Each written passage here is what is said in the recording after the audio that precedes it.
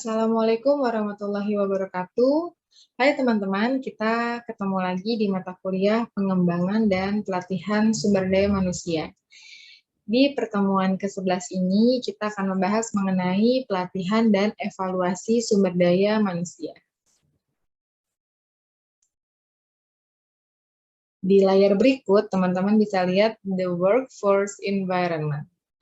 Dalam menjalankan suatu perusahaan, kita dipengaruhi oleh beberapa faktor lingkungan di sekitar perusahaan tersebut. Ada competitive environment, ini berhubungan dengan persaingan bisnis antar perusahaan. Kemudian economic environment, ini biasanya mengacu kepada daya beli dari konsumen terhadap apa yang ditawarkan oleh perusahaan. Kemudian technological environment. Ini berhubungan dengan perkembangan teknologi yang harus bisa diadaptasi oleh perusahaan agar tidak mengalami kerugian. Kemudian political and legal environment. Ini biasanya berhubungan dengan kebijakan atau peraturan yang dikeluarkan oleh pemerintah yang dapat mengatur bagaimana perilaku pasar. Kemudian social and cultural environment juga hal yang dapat mengatur perilaku perusahaan yang datangnya dari sosial dan budaya masyarakat di sekitar. Beberapa lingkungan ini tentunya dapat berubah sewaktu-waktu. Perubahan tersebut harus dapat disikapi dengan baik oleh perusahaan karena merupakan tantangan yang harus dihadapi dan harus bisa dilalui oleh perusahaan. Bagaimana perusahaan dapat menghadapi tantangan dari perubahan yang diberikan oleh beberapa lingkungan ini, tentunya salah satunya dengan cara mempersiapkan sumber daya manusianya untuk dapat memenuhi tantangan yang ada. Dengan cara memberikan pelatihan juga pengembangan terhadap sumber daya manusianya agar memiliki kompetensi yang memang dibutuhkan dan mampu untuk menjalani tantangan yang ada. Pengertian pelatihan. Pelatihan lebih ditekankan pada peningkatan kemampuan untuk melakukan pekerjaan yang spesifik pada saat ini. Pelatihan adalah proses peningkatan kemampuan spesifik karyawan untuk membantu mencapai tujuan dari organisasi. Tadi kita dengar ada istilah pelatihan dan juga pengembangan. Sebenarnya pelatihan dan pengembangan ini adalah suatu hal yang berbeda. Pembedanya adalah yang pertama dari fokusnya. Kalau pelatihan, fokusnya ini kepada aspek kemampuan spesifik yang relatif sempit. Sedangkan pengembangan fokusnya kepada aspek kapasitas dalam setiap penugasan. Yang kedua, dari sisi jangka waktu. Kalau pelatihan jangka waktunya lebih pendek dibanding dengan pengembangan yang jangka waktunya lebih panjang. Lalu dari sisi tujuan. Pelatihan tujuannya untuk dapat menunaikan pekerjaan yang saat ini, sedangkan pengembangan tujuannya untuk dapat menangani berbagai penugasan di masa yang akan datang. Kemudian hasilnya, kalau pelatihan itu langsung dan cepat, dapat terlihat setelah pelaksanaan pelatihan. Sedangkan pengembangan ini hasilnya tidak langsung, karena dia memiliki gap antara waktu atau masa tunggu. Kemudian pengukuran efektivitasnya. Kalau pelatihan ini kita bisa lihat atau bisa ukur dari kinerjanya setelah melaksanakan pelatihan. Kemudian kita juga bisa menganalisa biayanya apakah efisien, lalu tes kelulusan dan juga sertifikasi. Sedangkan kalau pengembangan, pengukuran aktivitasnya ini dari SDM yang siap ditugaskan di berbagai tempat atau di bagian mana saja, kemudian SDM yang siap untuk dipromosikan, dan juga SDM yang memiliki keunggulan yang kompetitif. Arti dan pentingnya pengembangan SDM. Tadi juga sudah kita bahas mengenai lingkungan yang bisa mempengaruhi perusahaan. Ada lingkungan internal dan juga lingkungan eksternal. Setiap lingkungan tersebut memungkinkan untuk terjadinya mengalami perubahan. Maka perubahan-perubahan itu akan menghasilkan tuntutan. Dan tuntutannya harus dapat disiapkan oleh perusahaan agar dapat dilalui secara baik. Nah, Untuk dapat melalui tuntutan tersebut, diperlukan usaha-usaha pengembangan kompetensi SDM yang diarahkan pada 3 aspek. Yang pertama kognitif, yang kedua psikomotorik, dan yang ketiga afektif. Usaha pengembangan kompetensi SDM ini dapat dilakukan dengan pendidikan, pelatihan, dan juga memberikan pengalaman kerja. Tujuannya agar dapat memperbaiki kinerja, kemudian membantu karyawan baru sehingga mengetahui apa saja yang menjadi tanggung jawab dan tugasnya, kemudian meningkatkan kepekaan. Karena bagi sumber daya manusia yang sudah diberikan bekal, pendidikan, pelatihan, dan juga pengalaman kerja, akan lebih peka terhadap penyimpangan yang mungkin terjadi, sehingga dia bisa mengidentifikasi dan mendeteksi secara dini dan dapat mengatasinya. Lalu mempersiapkan promosi sebagai bekal untuk menjalani pekerjaan yang baru di bagian yang baru, kemudian mengembangkan individu sehingga individu ini dapat berkontribusi secara lebih besar terhadap pencapaian tujuan perusahaan. Nah, harapannya setelah dapat dilakukan pendidikan, pelatihan, dan pengalaman kerja bagi SDM, maka terjadilah reduction in errors atau penurunan kesalahan yang terjadi oleh SDM. Kemudian reduction in turnover, dapat berkurangnya tingkat perputaran karyawan. Yang ketiga, increase in production, peningkatan produktivitas. Kemudian attitude changes, perubahan sikap tentunya menjadi lebih baik. Ability to advance, kemampuannya meningkat menjadi lebih baik. Dan less supervision necessary, tidak terlalu dibutuhkannya pemantauan atau monitoring dari supervisor karena memang SDM ini sudah mampu untuk menjalankan apa yang menjadi tugas dan kewajibannya. Dan yang terakhir adalah new capabilities, kemampuan baru sehingga ia siap untuk ditempatkan di bagian baru dan atau di level yang baru. Faktor penyebab perlunya pelatihan. Yang pertama adalah kualitas angkatan kerja. Kita sebagai orang dari Departemen SDM harus bisa mengidentifikasi bagaimana sih sebenarnya kualitas angkatan kerja yang kita miliki, sehingga ketika memang dirasa perlu untuk menambah kompetensi dari kompetensi yang ada, maka kita sudah siap dan sudah tahu apa yang harus dikerjakan. Kemudian karena adanya persaingan global, untuk dapat menyikapi persaingan maka kita membutuhkan SDM yang siap tempur, sehingga dalam pelaksanaannya kita harus memberikan pelatihan sebagai bekal terhadap mereka. Kemudian perubahan yang cepat dan terus-menerus. Ini sebabnya kita harus menjadi pribadi yang agile, yang dapat terus-menerus secara cepat beradaptasi terhadap perubahan yang terjadi, sehingga kita tidak tertinggal dan kita bisa mengatasi segala tuntutan dan ancaman yang ada di depan mata. Kemudian, kenapa kita perlu melakukan pelatihan adalah efek dari alih teknologi. Ketika ada perubahan atau perkembangan teknologi, kita harus bisa beradaptasi dan bisa memanfaatkannya dengan baik agar perubahan tersebut tidak sia-sia. Kemudian perubahan demografi. Kita tahu bahwa angkatan kerja ini sudah semakin beraneka ragam, bahkan kalau dulu mayoritas tenaga kerja di angkatan kerja itu adalah baby boomers, saat ini adalah millennials, sudah bergeser, bahkan sudah mulai banyak memasuki angkatan kerja yaitu grup Z atau generasi Z. Manfaat dari pelatihan. Yang pertama, pegawai yang baru direkrut belum memahami secara benar bagaimana melakukan pekerjaan.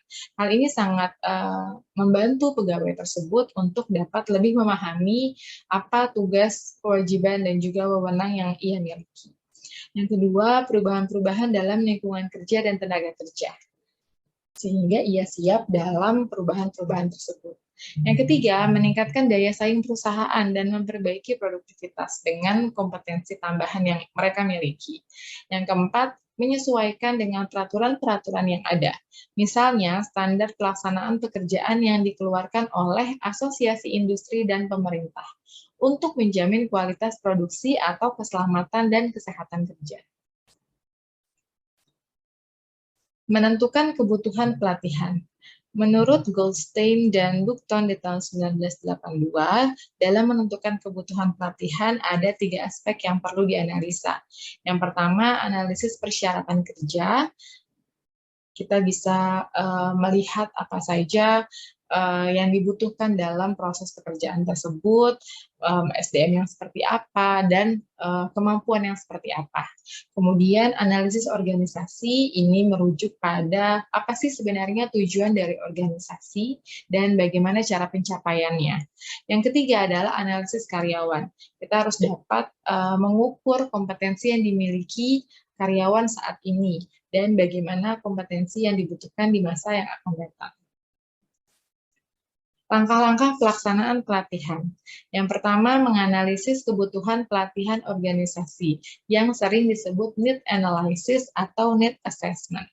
Setelah kita mengetahui kebutuhan dari pelatihan organisasi, maka langkah keduanya adalah kita dapat menentukan sasaran dan materi program pelatihan agar dapat memenuhi kebutuhan pelatihan organisasi tadi. Yang ketiga, menentukan metode pelatihan dan prinsip-prinsip belajar yang digunakan. Yang keempat, mengevaluasi program pelatihannya. Ini adalah gambar langkah-langkah pelaksanaan pelatihan atau pengembangan. Mulai dari analisis kebutuhan, kemudian yang kita analisis adalah organisasinya, tugas dari pekerjaan tersebut, juga pegawainya. Yang kedua, penentuan tujuan dan materi pelatihan. Yang perlu kita perhatikan adalah prinsip-prinsip belajarnya, kemudian budgeting dari perusahaan atau biaya yang tersedia untuk pelaksanaan pelatihannya, kemudian fasilitas yang ada untuk mensupport pelatihannya, dan juga waktu pelaksanaan pelatihannya.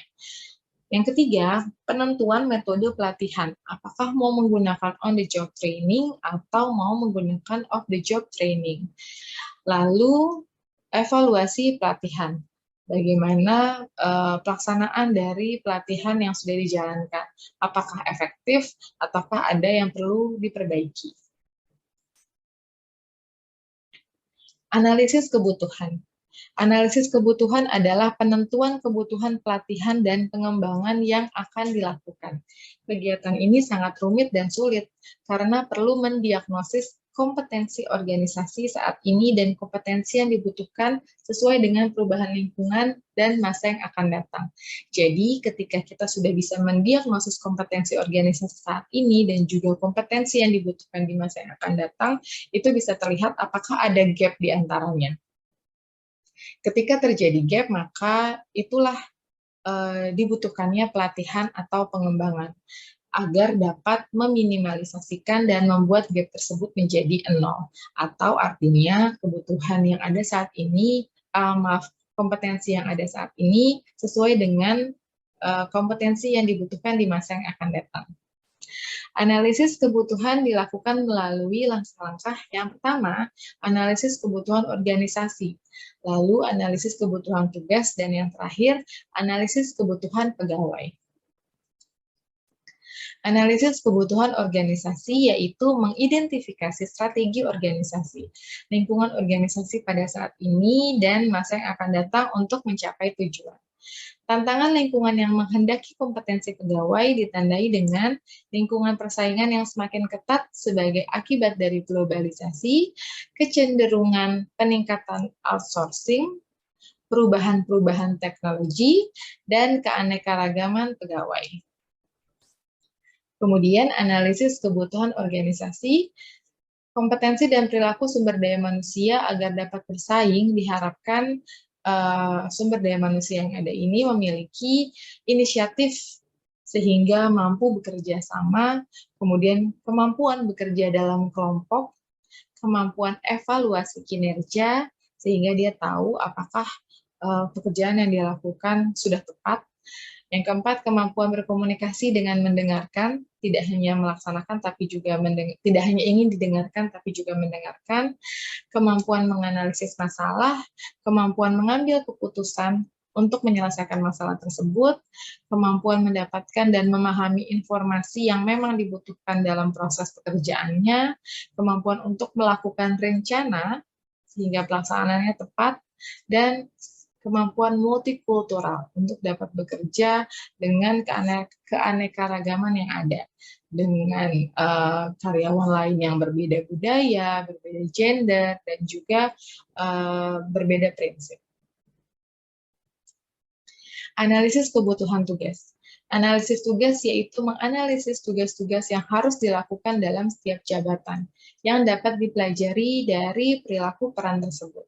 Dan informasi analisis jabatan yaitu uraian tugas, persyaratan tugas, dan standar untuk kerja yang terhimpun dalam informasi sumber daya manusia organisasi.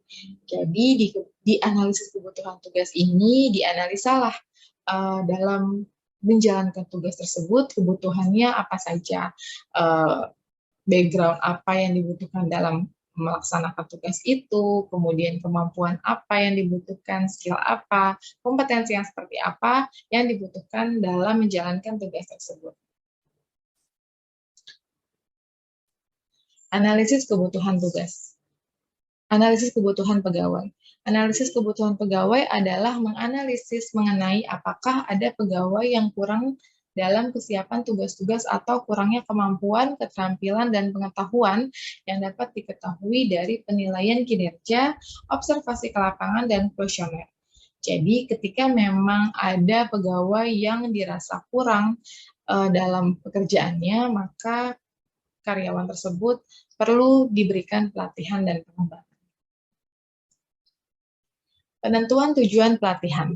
Tujuan pelatihan harus dirumuskan secara spesifik. Apakah perubahan perilaku atau perubahan pengetahuan yang ingin dicapai dari dilaksanakannya pelatihan. Berdasarkan tujuan tersebut, maka ditentukan materi dan pelatihan untuk mencapai tujuan tersebut. Lalu pemilihan metode pelatihan. Ada on-the-job training dan juga off-the-job training. On-the-job training yaitu dilakukan pada waktu jam kerja berlangsung, baik secara formal maupun informal. Off-the-job training yaitu pelatihan dan pengembangan yang dilakukan secara khusus di luar pekerjaan. Faktor efektivitas pelatihan. Yang pertama, dari sisi participation atau partisipasi merupakan keterlibatan seorang peserta dalam kegiatan secara aktif dan secara langsung. Lalu yang kedua, repetition adalah melakukan dan mengatakan secara berulang-ulang dalam usaha menanamkan ide dalam ingatan seseorang. Yang ketiga, relevance. Pelatihan mempunyai arti atau manfaat yang sangat penting bagi seseorang, tentunya dalam menjalankan tugasnya. Kemudian yang keempat, transference. Artinya adanya kesesuaian antara pelatihan dengan pekerjaan yang dilakukan sehari-hari oleh pegawai. Yang kelima, feedback. Merupakan pemberian informasi atas perkembangan kemajuan yang telah dicapai oleh peserta pelatihan, mana yang perlu diperbaiki atau mana yang perlu dipertahankan. Metode-metode pelatihan on the job training. Ini adalah contoh-contoh dari metode pelatihan on the job training. Yang pertama, job instruction training atau latihan instruksi jabatan. Adalah pelatihan untuk manajer atau supervisor yang bertindak sebagai pelatih untuk menginstruksikan bagaimana melakukan pekerjaan tertentu dalam proses kerja. Yang kedua adalah coaching, adalah bentuk pelatihan dan pengembangan yang dilakukan di tempat kerja oleh atasan dengan membimbing petugas melakukan pekerjaan secara informal dan tidak terencana. Lalu job rotation adalah program yang direncanakan secara formal dengan cara menugaskan pegawai pada beberapa pekerjaan yang berbeda dan dalam bagian yang berbeda dengan organisasi untuk menambah pengetahuan mengenai pekerjaan. Dan yang keempat, Apprenticeship adalah pelatihan yang mengkombinasikan antara pelajaran di kelas dengan praktek lapangan. Jadi setelah diberikan teori-teori di kelas, kemudian peserta training diwajibkan untuk langsung terjun ke lapangan dan melaksanakan apa yang sudah dipelajari di kelas sebelumnya. Kalau tadi adalah metode-metode pelatihan on the job training, maka ini adalah metode-metode pelatihan of the job training. Yang pertama adalah lecture. Ini merupakan metode pelatihan dengan memberikan kuliah atau ceramah dalam rangka pencapaian informasi-informasi yang dibutuhkan oleh peserta. Metode ini mengeluarkan biaya yang tidak tinggi, namun kelemahannya adalah peserta jadi kurang partisipasi dan kurang merespon. Yang kedua, video presentation. Adalah presentasi yang dilakukan melalui media televisi, film, slide, dan sejenisnya. Serupa dengan bentuk lecture, tapi kalau video presentation ini dalam bentuk video. Kemudian yang ketiga adalah festival training. Merupakan pelatihan yang dilakukan dalam suatu ruangan khusus yang terpisah dari tempat kerja dan disediakan jenis peralatan yang sama seperti yang akan digunakan pada pekerjaan sebenarnya. Latihan ini berguna sebagai pendahuluan dari latihan kerja. Biasanya disebut juga dengan simulation, karena kita seperti diberikan simulasi sebelum langsung terjun ke perusahaan, ke bagian pekerjaan sesungguhnya. Kemudian role playing. Merupakan suatu permainan peran yang dilakukan oleh peserta untuk memainkan berbagai peran orang tertentu dan diminta untuk menanggapi para peserta lain yang berbeda perannya. Teknik ini dapat mengubah sikap peserta, misalnya menjadi lebih toleransi terhadap perbedaan individual dan juga dapat mengembangkan keterampilan-keterampilan antar pribadi karena mereka lebih mengetahui peran yang dilaksanakan oleh orang lain, peran yang dimiliki oleh orang lain. Kemudian case study. Ini merupakan metode pelatihan di mana para peserta pelatihan dihadapkan pada beberapa kasus tertulis dan diharuskan memecahkan masalah-masalah tersebut. Lalu self-study.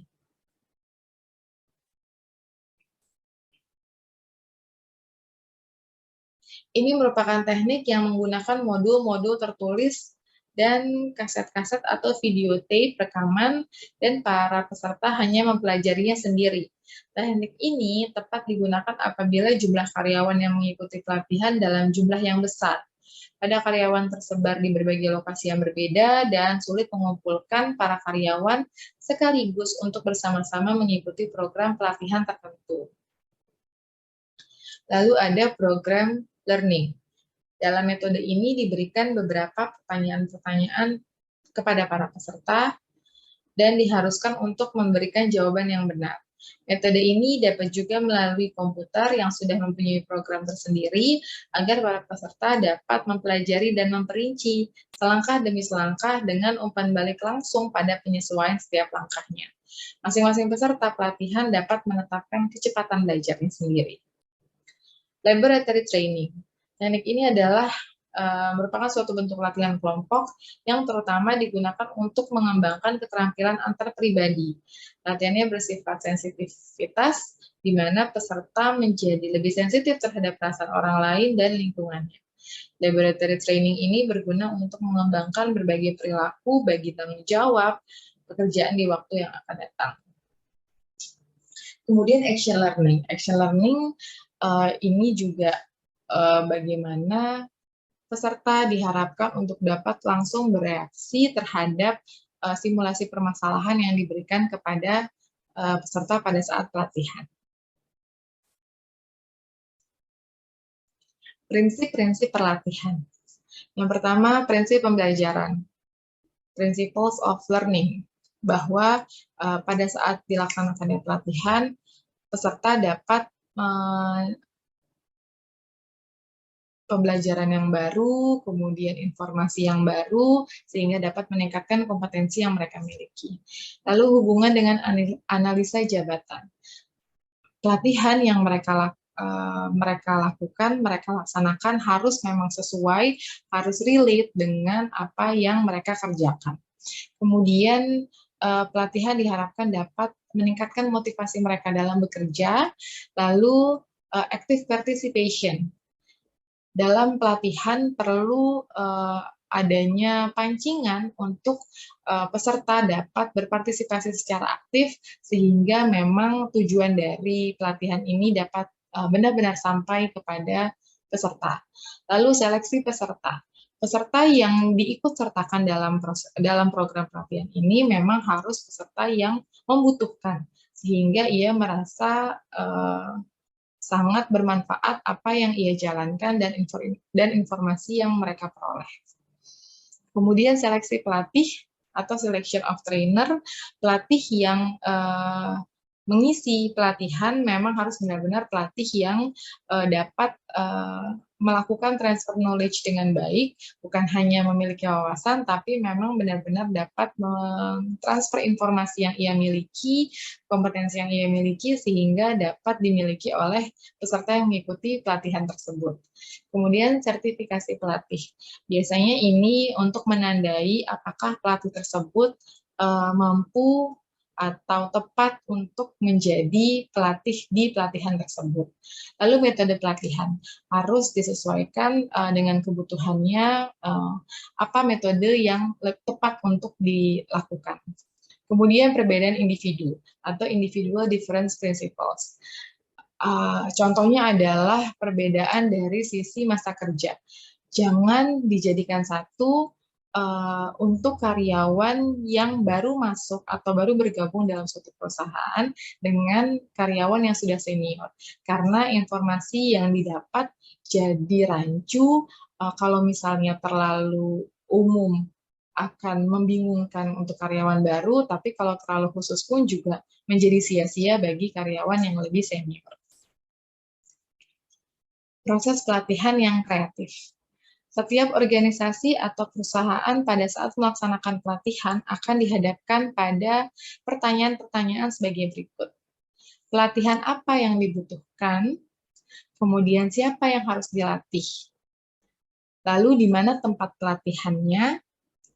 Yang keempat, bagaimana cara pemberian pelatihan? Dan yang kelima, bagaimana cara mengetahui efektivitas pelatihan? Pertanyaan-pertanyaan ini harus bisa dijawab sebelum pelatihan tersebut dilaksanakan.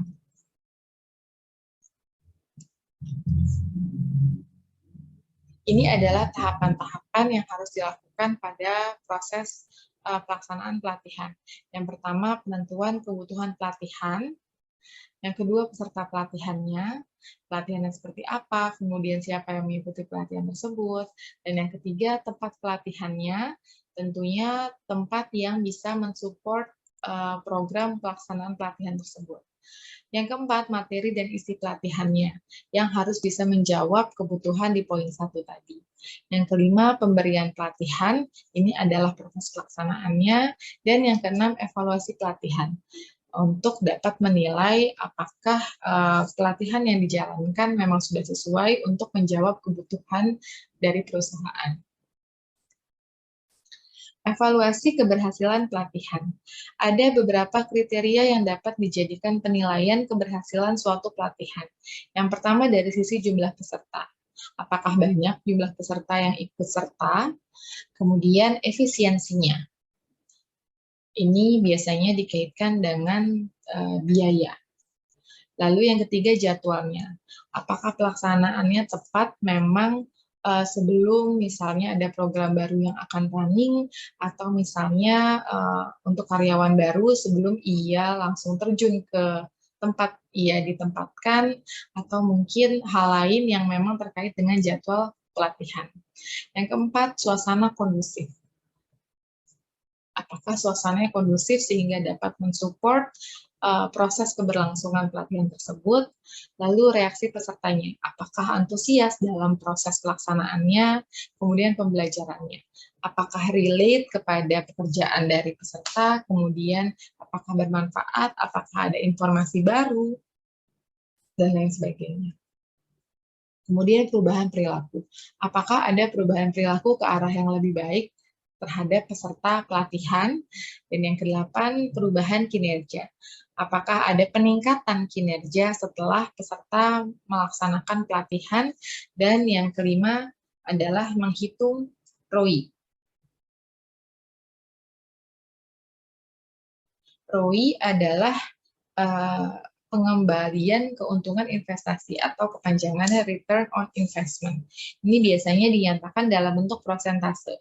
Prosentase tersebut menunjukkan pengembalian investasi yang mungkin diperoleh dalam jangka waktu tertentu sebagai hasil dari pelaksananya pelatihan. Evaluasi pelatihan. Evaluasi pelatihan dilihat dari efek pelatihan dikaitkan dengan reaksi peserta terhadap isi dan proses pelatihan. Apakah peserta merasa puas dan memang merasa bermanfaat setelah melaksanakan pelatihan tersebut. Kemudian yang kedua, pengetahuan yang diperoleh melalui pengalaman latihan. Yang ketiga, perubahan perilaku dari peserta pelatihan. Dan yang keempat, perbaikan pada organisasi. Bagaimana kinerja dan produktivitas organisasi setelah SDM-nya melaksanakan pelatihan-pelatihan tersebut. Apakah ada peningkatan atau tidak? Tanggung jawab pelatihan dan pengembangan itu berada di berbagai pihak. Yang pertama, tentu saja manajemen puncak melalui dukungan dan anggaran yang tersedia, kemudian dari manajemen SDM dengan dukungan staf dan pedoman sehingga dapat melakukan perencanaan dan juga pelaksanaan prosesnya, dan atasan langsung berupa dorongan dan harus bisa menciptakan iklim kerja yang baik sehingga karyawannya dapat memiliki minat dan motivasi untuk dapat melaksanakan pelatihan yang bertujuan untuk peningkatan kontribusi mereka terhadap perusahaan. Evaluasi pelatihan. Evaluasi adalah analisis terhadap apa yang terjadi dan mengapa itu terjadi selama dan sesudah suatu program atau kegiatan berlangsung. Evaluasi pelatihan merupakan bagian dari 10 langkah proses pelatihan. Alasan melakukan evaluasi pelatihan. Yang pertama, untuk menilai kontribusi pelatihan terhadap tujuan, misalnya tujuannya adalah perubahan perilaku. Kemudian yang kedua, menentukan apakah program pelatihan perlu dilanjutkan. Ketika program tersebut efektif, maka perlu dilanjutkan, namun jika tidak, berarti tidak perlu dilanjutkan. Yang ketiga, memperoleh informasi untuk memperbaiki program pelatihan yang akan datang, sehingga akan lebih sempurna dibandingkan dengan pelatihan yang sudah berlangsung sekarang. Kriteria evaluasi pelatihan. Yang pertama, appropriateness. Apakah program pelatihan yang dilaksanakan tepat secara right resources-nya, kemudian right activities-nya, right strategies-nya, dan juga right objectives-nya. Lalu adequacy. Apakah resources cukup untuk melaksanakan aktivitas program pelatihan? Apakah aktivitas yang dilakukan cukup mengimplementasikan strategi pelatihan, dan apakah strategi yang ditetapkan dapat mencapai tujuannya? Yang ketiga, effectiveness. Apakah pelatihan berdampak atau memiliki manfaat terhadap perusahaan? Lalu efisiensi. Bagaimana proses perusahaan tersebut jika dikaitkan dengan biaya yang sudah diinvestasikan. Dan yang ketiga, side effect-nya. Adakah side effect dari pelaksanaan pelatihan tersebut terhadap perusahaan?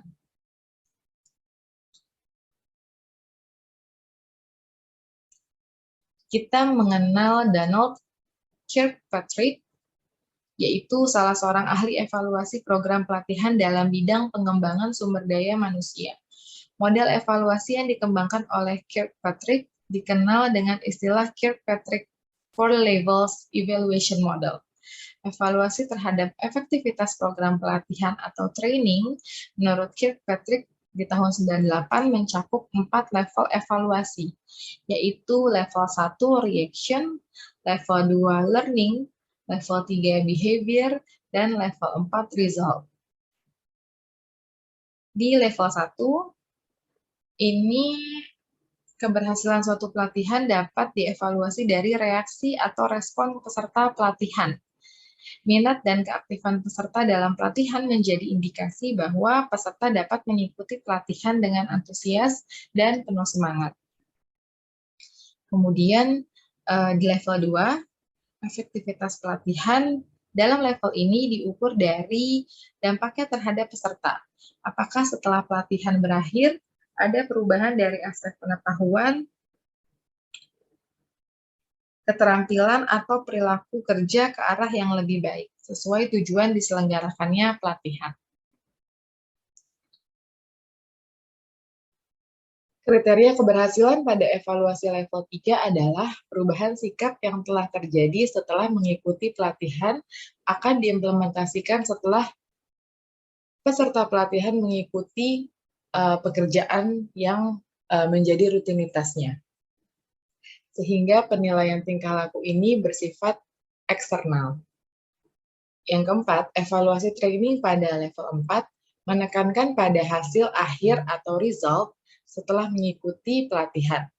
Hasil akhir dalam hal ini dapat berupa indikator kinerja yang nyata seperti kenaikan produktivitas, peningkatan laba, penurunan biaya, penurunan tingkat kesalahan, peningkatan kualitas, dan juga penurunan keluhan pelanggan.